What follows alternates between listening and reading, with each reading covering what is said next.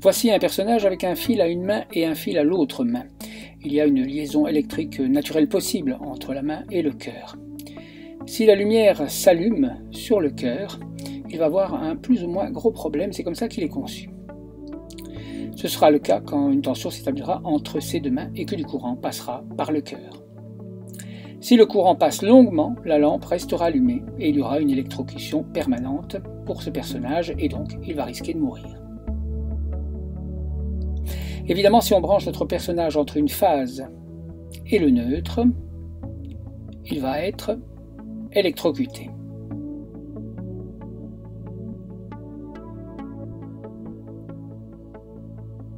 Si on le branche entre la Terre et une phase, il aura un choc électrique permanent également.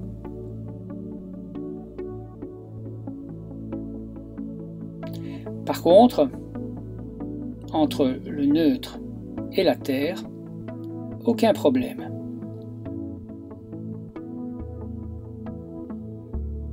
Voyons une nouvelle situation, il touche la phase cette fois, et l'autre main ne touche rien, ni ses pieds d'ailleurs qui doivent être isolés, aucun problème.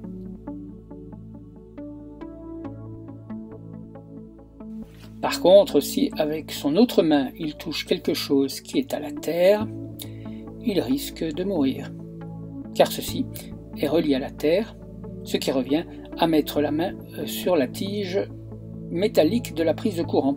C'est exactement la même chose. Si maintenant, avec son pied nu, il marche dans la maison, et s'il touche le sol avec son pied, un sol qui n'est pas isolant, il va mourir. En effet, il touche avec sa main la phase et le sol est relié à la phase via cette personne et son pied. Un courant passe donc par le cœur et il est électrocuté. Si on met un bon isolant sur le sol, il n'y a aucun problème. Si on met par exemple un autre isolant, un tapis par exemple, sur ce sol conducteur, il n'y a pas de souci à se faire. Mais si on met le même tapis, cette fois-ci mouillé, voilà le risque. Il va s'électrocuter, car l'eau minérale est un liquide suffisamment conducteur pour laisser circuler un courant suffisamment dangereux pour le corps humain.